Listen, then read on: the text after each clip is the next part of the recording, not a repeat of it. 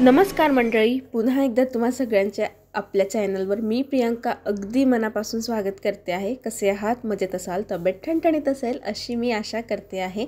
तर आजच्या या व्हिडिओमध्ये मी तुमच्यासोबत शेअर करते आहे की छोटा किचन ओटा असला तर कशी क्लीनिंग करावी लागते आणि छोट्या किचन ओट्याचा एक सगळ्यात मोठा फायदा असतो की तो छोटा असल्यामुळे लवकर क्लीन होतो। हां, पण काम कमी होतं असं काही होत नाही, वेळ वाचतो आपला, ही एक गोष्ट आहे। पण पुसणं वगैरे, भांडे वगैरे सगळे ॲज इट इज या ठिकाणी निघतात।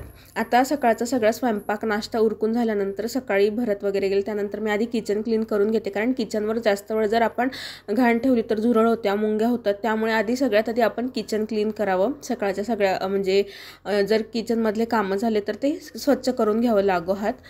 तर भाजी वगैरे काढून घेतली मी दुसऱ्या भांड्यात कढईमधनं आणि भाकरी पोळ्या वगैरे ते सुद्धा ठेवलं। आता इथं किचन ओट्यावर ठेवायला जागा नाही म्हणून मी खाली जे डबे आहेत ना त्याच्यावरच ते पोळ्यांचा डबा आणि भाजी ठेवलेली असते, कारण एवढा किचन ओटा पुरेसा पडत नाही म्हणून।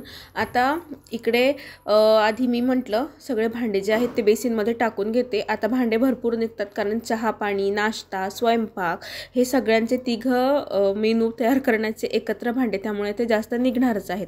म्हणून आता इकडचा किचन बेसिनच्या ह्या बाजूचा किचन ओटा आधी पुसून घेते आहे थोडासा, म्हणजे तिथली जागा मी रिकामी केली आणि सगळे भांडे बाजूला टाकले सिंकमध्ये आणि थोडीशी जागा आहे तिकडे।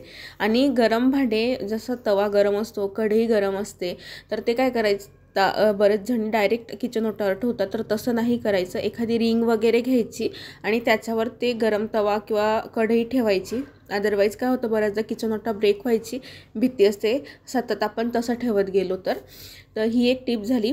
दुसरं असं की कधीही तुम्ही किचन ओटा क्लीन करत असाल तर एकाच पाण्याने नका क्लीन करू। जसं आपण पाणी भांडे धुताना 2-3 पाण्याने भांडे धुतो ना, तसं किचन ओटा आधी हाताने, जी घाण असेल ना गॅसवर पडलेली ती हाताने बाजूला करून घ्या।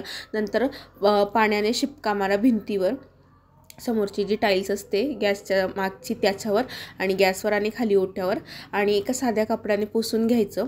त्यानंतर एखादी स्प्रे घ्यायचा। आता हा स्प्रे घरी बनवलेला पण असू शकतो किंवा बाहेरचाही असू शकतो। माझा घरी बनवलेला स्प्रे संपला आहे म्हणून मी हा कॉलिनचा वापरते सध्या। त्यानंतर दुसरा कपडा घेतला आणि संपूर्ण किचन ओटा जो आहे तो रोज पुसायचा। रोज धुणं नाही झालं तरी चालेल, पण रोज 2 टाईम आपला किचन ओटा जो आहे तो या पद्धतीने स्वच्छ करायचा, जेणेकरून तो एकदम असा छान चकचक पण दिसेल आणि आपल्याला प्रसन्न पण वाटेल आणि उग्रट वास आपल्या किचनमध्ये येणार नाही। त्याच्यामुळे व्यवस्थितरित्या किचन ओटा साफ करायचा। आता जर तुम्हाला लिक्विड बनवायचं असेल ना किचन साफ करायचं, तर त्याच्यामध्ये तुम्ही व्हिनेगर, एखादी भांड्यांचं कुठलं पण लिक्विड घेऊ शकतात आणि लिंबू टाकायचा थोडासा। भांड्यांचं लिक्विड नसेल तर तुम्ही निरमा पावडर किंवा शॅम्पूसुद्धा टाकू शकतात, ते तुमच्यावर आहे। याचं जे प्रोसेस आहे, ही रेसिपी जी आहे याची लिक्विड कसं बनवायचं ते मी नक्की शेअर करेल तुमच्याबरोबर। तर मी कोपरासुद्धा पुसून घेतलेला आहे। ज्या वस्तू ठेवलेल्या आहेत त्या बाजूला करून पुसून घ्यायच्या, कारण तेलाला फोडणी मारताना मिरच्या वगैरे टाकतो तेव्हा ते तेल इकडे तिकडे उडालेलं असतं, म्हणूनच सगळीकडनं व्यवस्थित आपण पुसून घ्यायचं। तेलाच्या बर्नीला पण रोज पुसून घ्यायचं लिक्विड मारून, कारण की काय होतं, तेल आपण भाजीत टाकतो तेव्हा त्यातले 1-2 थेंब बर्नीवर पडतात, खाली पडतात, त्यामुळे बर्नी जास्त चिकट होते। आणि रोजच्या रोज पुसल्यामुळे काय होतं की जेव्हा आपण बर्नी घासायला काढतो, जेव्हा तेल संपतं, मग आपण 8 दिवसांनी 10 दिवसांनी बर्नी घासायला काढतो, तेव्हा तिला जास्त जोर लावून घासावा नाही लागत, म्हणजे आपली मेहनत वाचते किंवा मग ती लवकर खराब पण नाही होत। असे त्यामागचे 2 उद्देश झाले। आता ते सगळं पुसून झाल्यानंतर या ठिकाणी मी गॅससुद्धा पुसते आहे। जर तुमचा शेगडी काचेची असेल, गॅस काचेचा असेल तुमचा, तर काय करायचं, रोजच्या रोज घासणीने घासायचं नाही, त्याला स्क्रॅचेस पडतात आणि जी ग्लास आहे शेगडीची ती ना भुरकट दिसायला लागते। त्यामुळे शक्यतोवर आठवड्यातनं 2दाच तुम्ही गॅस घासा, या ठिकाणी मी सजेस्ट करेल, जर तुमची शेगडी ग्लासची असेल तर। तर आता मी जे स्प्रे आहे तो संपूर्ण वरती पण मारून घेतला आणि ही जी समोरची टाईल्स असतील ती रोज साफ करायची 2 टाईमसुद्धा, भलेही तिथं आपल्याला शिंतोडे दिसो अगर ना दिसो। जर आपण एखादी मसाली भाजी करतो तर त्याचे शिंतोडे लगेच दिसून येतात, येतात, भाजी उघळते ते उडालेले, पण आपण फोडणी देतो ना त्याचे शिंतोडे दिसत नाही कारण ते ट्रान्सपरंट असतात. पण तरी आपण रोज ते साफ करायचे, म्हणजे आणि स्प्रे करूनच साफ करायचे, कारण ते तेलकट असतात तर ते निघून जातात. आणि 15 दिवसातनं किंवा महिनाभरातनं आपण जेव्हा किचनची डीप क्लिनिंग करायला काढतो तेव्हा ते जास्त घासघास करावी आपल्याला लागत नाही. त्याचबरोबर किचनला जी बाजूला पट्टी लावलेली असते खाली, तीसुद्धा पट्टी रोजच्या रोज मी साफ करते. त्याचं कारण असं की तीसुद्धा चिकट होते आणि तो चिकटपणा आपल्या कपड्यांना लागायची भीती असते रोज. आता ठीक आहे, गाऊन घातलेला आहे मी, पण एखादी चांगली साडी ड्रेस घातला तर मग तिथे जर काही लागलेलं असलं तर ते कपड्यांना लागतं आणि ते कपडे खराब होतात आणि ते दिसायलाही चांगलं दिसत नाही तिथं त्या पट्टीला लागलेलं. तर इकडचा सगळा किचन ओटा क्लीन करून झाल्यानंतर जे भांडे आहे ते घासायला घेते आहे मी आता. तर हे भांडे घासताना सगळ्यात आधी खरकटं पाणी काढून घ्यायचं, जेणेकरून सगळ्या भांड्यांचं खरकटं पाणी काढून घेतलं ना तर आपलं घासणीसुद्धा खराब होत नाही आणि वेळही वाचतो. आता माझ्या घराकडे असं जे पाणी असतं खराब पाणी भांड्यांचं, ते बाहेर फेकायला जागा नाही, भरपूर ठिकाणी जागा असते. मग मी काय करते, आता ही जी चहा गाळायची गाळणी आहे त्याच्यात हे जे चहाचं पाणी म्हणा, अद्रक वगैरे असतं, चहा पावडर असते त्याच्यात, किंवा एखादी भाजी चिटकली खाली किंवा खिचडी चिटकली, पोहे चिटकले, त्याची खरड, ते भिजवलेलं सगळं खरकटं, हे सगळं मी गाळणीने गाळते, कारण ते सगळं बेसिनमध्ये जायला नको, बेसिन खराब व्हायला नको आणि झुरळ व्हायला नको म्हणून. आणि ते गाळून झालं की त्यातलं जे काही निघतं ते कोरडं करून घेते, त्यातलं पाणी निथळवून घेते आणि पिशवीमध्ये, म्हणजे कचऱ्याची पिशवी मी ठेवलेलीच असते सकाळ संध्याकाळ, तर त्यात टाकते. आता बरेच जण म्हणतील की पिशवी का ठेवते तू, हे पण ठेवू शकतेस डस्टबिन. तर मला डस्टबिन ठेवायला आवडत नाही ॲक्च्युली. काय होतं, बऱ्याचदा कधी कधी कचरा खूप जास्त साचतो किचनमधला आणि मग तेव्हा पिशवीच मला ओके वाटते. आणि ती म्हणजे ह्या पिशव्या ज्या मी स्पेशल अशा पिशव्या विकत घेत नाही किचनसाठी, ज्या भाजी वगैरे आणतो बाहेर, ज्या सामान आणताना मिळतात ना, त्याच पिशव्या मी यूज करून घेते, म्हणजे पैसे पण वाचतात आणि काम पण वाचतं. डस्टबिन आपल्याला रोज धुवायला पण लागते, कधी कधी डस्टबिनचा कोंडट वास यायला लागतो, पण पिशवी कसं आपण ठेवत नाही जास्त वेळ, तर त्याच्यामुळे ती आपली कोंडट वास पण येत नाही, झुरळ पण होत नाही. भांडे घासून झाल्यानंतर सगळ्यात आधी छोटे भांडे घासायचे, मग मोठे. धुताना पण छोटे भांडे आधी धुवून स्टँडमध्ये ठेवा, नंतरच मोठे भांडे धुवून स्टँडमध्ये ठेवा. याच्यामुळे स्टँडमध्ये जे भांडे आहेत ते व्यवस्थित बसतात आणि जास्तीचे बसत असतात. कारण काय होतं, उलटसुलट भांडं ठेवल्याने जे भांडं हाताला येईल ते घासायचं, तेच धुवायचं, असं केलं तर काय होतं, भांड्यांचं स्टँड अस्तव्यस्त दिसतं आणि त्यात भांडेही बसत नाही, आपलं डोकंही काम करत नाही. त्याच्यामुळे तुम्ही असे व्यवस्थितरित्या भांडे ठेवायचे. तर आता भांडे घासून झाल्यानंतर या ठिकाणी जी बेसिनच्या गाळणीमध्ये जी काही घाण अडकलेली होती ती सगळी काढली मी आणि पिशवीमध्ये टाकली, पिशवी बाहेर टाकून आलेली आहे. परत संध्याकाळी मी दुसरी छोटी पिशवी ठेवेल, हा सकाळच्या कचऱ्यासाठी मोठी पिशवी असते. त्याच्यानंतर आता हे जे नळ आहे ते रोज तुम्ही घासायचे, निदान 1 दिवसानंतर तुम्ही ते घासायलाच पाहिजे. कारण काय होतं, बोरचं पाणी असतं, बोरच्या पाण्याचे क्षार असतं बोरच्या पाण्यामध्ये आणि त्याचे ते पांढरे पांढरे ठिपके भांड्यांवर म्हणा किंवा किचन ओटावर, नळांवर जमत असतात, म्हणून ते व्यवस्थित घासलं ना तर त्याचे ते डाग पक्के होत नाही आणि निघतात लवकर निघतात.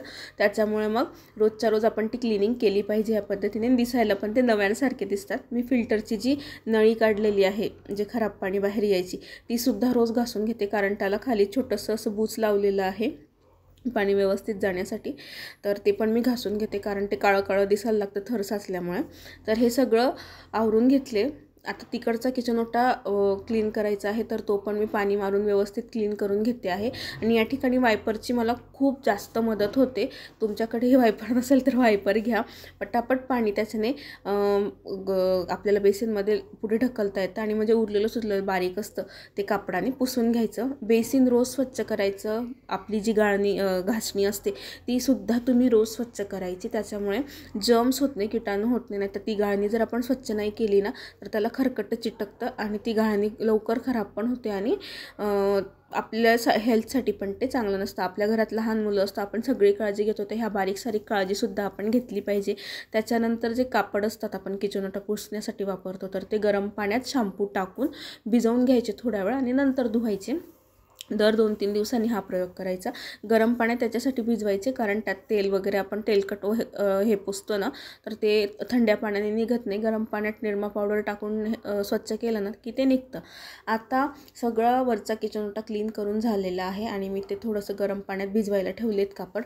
त्यानंतर मी झाडू मारून घेते। सकाळी एकदा घराला झाडू मारलेला असतो, त्याच्यानंतर पुन्हा सगळं स्वयंपाक वगैरे झालं ना की तेव्हासुद्धा झाडू मारायचा घराला। कारण का आपण स्वयंपाक करतो, पीठ वगैरे भिजतो, तेव्हा थोडंसं पिठाचं कणकण खाली पडतात किंवा भाजी कापताना थोडंसं लसणाचं वरचं साल म्हणा, काही ते पडतच असतं। त्याच्यामुळे व्यवस्थित कोपरा व्यवस्थित झाडून घेतला ना तर तो डोळ्यांना दिसायलाही चांगला दिसतो आणि घाणही जास्त दिसून येत नाही। आता मला सवय आहे की प्रत्येकदा झाडताना ना फ्रीज खालून घ्यायचं, त्याच्यानंतर जो सामान ठेवलं म्हणजे जिथे जिथे झाडू पोहोचेल ना तिथून प्रत्येकदा असं झाडू काढून घ्यायचा, जेणेकरून त्याच्या खाली जी एक्स्ट्रा घाण साचलेली असते ती घाण निघून जाण्यासाठी मदत होते। तुम्ही असं करता की नाही नक्की सांगा मला। आणि याचा एक फायदा होतो की आपण व्यवस्थित झाडझाड केली। आता माझं घर जास्त हवेशीर आहे, म्हणजे आजूबाजूला काहीच नाही आहे घराच्या, त्याच्यामुळे कंटिन्यू हवा येत असते आणि धूळ येत असते। तर ही जी धूळ आहे ती सुद्धा निघून जाते। आता तुम्ही दरवाजा खालून बघू शकता किती सगळा उजेड येतोय आणि तिथून धूळ पण भरपूर प्रमाणात येत असते आणि खिडकी तर आहेच किचनला, तर त्याच्यामुळे सारखी धूळ येते आणि वरच्यावर मला ही सगळी क्लिनिंग करतच राहावं लागतं। म्हणजे नाही म्हणत किचन दिवसातून 2-3 वेळेस झाडलं जातं। इवन हॉलसुद्धा मी 2-3 वेळेस झाडते, कारण खूप धूळ जी आहे ती पायाला चिटकते, अक्षरशः पायाचे ठसे उमटतात कधी कधी जर झाडलं गेलं नाही तर। झाडल्यानंतर किचन मी दिवसातनं 1 किंवा 2दा पुसते, म्हणजे दुपारी आणि संध्याकाळी, बस जास्त वेळ किचन नाही पुसत। आता किचनचा समोरचा जो भाग आहे तो मी परत पुसून घेते, कारण काय होतं निधी आहे, सारखं काही ना काही तिचं खाणं वगैरे चालतं, तर ते तिथे पाडलेलं असतं किंवा डॉट पाडून ठेवते दूध वगैरे पिताना, तर ते मी लागोहात सगळं पुसून घेते।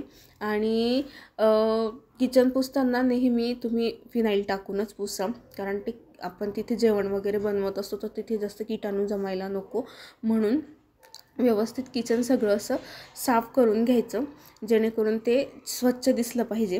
तुमच्यावर आहे, तुम्ही एक वेळेस साफ करता की 2 वेळेस साफ करता। 2 वेळेस पुसलं, साफ म्हणते आहे, 2 वेळेस पुसलं तरी चालतं, 1 वेळेस पुसलं तरी चालतं। तुमच्याकडे वेळ असेल, तुमच्या वेळेनुसार तुम्ही ही सगळी कामं करू शकतात। मला हा मोप जास्त आवडत नाही, कारण तो ना फ्रीज खाली आणि रॅक खाली जात नाही। जो हाताने पिळायचा मोप येतो ना तो सगळीकडे इझिली असा मध्ये जातो, म्हणून आता बघू, कारण फ्रीज खाली मोप नाही गेला ना मग पुसणं राहून जातं। झाडणं तरी 2-3 वेळेस होतं, पण मग पुसणं होत नाही। बघू आता नंतर कधीतरी घेईल मी हाताने पुसायचा जो मोप आहे तो। लागोहात किचनला गॅलरी आहे, तर जो मोप आहे तो धुवून, तिथे नळ आहे तिथल्या तिथे धुवून मी सुकायला टाकून देते। आणि परत जी मॅट वगैरे आहे, आता पुसताना पण जो खाली सामान ठेवलेला आहे ना मी, म्हणजे डबे वगैरे तर नाही, पण समजा एखादी वस्तू झाकून ठेवलेली आहे, जसं मॅट वगैरे उचलून मी पुसत असते, कारण का तर ते त्याच्या खाली पण घाण असते। तर याच्यामध्ये मी ज्वारी ठेवलेली होती, तर तेही उचलून घेतलं आणि पुसून घेतलं, तर अगदी काही मिनिटांमध्ये, म्हणजे 5 मिनिटात मी नाही म्हणणार, म्हणजे 30 ते 40 मिनिटांमध्ये ही सगळी डीप क्लिनिंग आपली होऊन जाते। त्यामुळे रोजच्या रोज ही क्लिनिंग झाल्यानंतर आपलं किचन एकदम चकचकीत दिसतं आणि प्रसन्नसुद्धा दिसतं। तर आजचा व्हिडिओ मी इथेच संपवते आहे।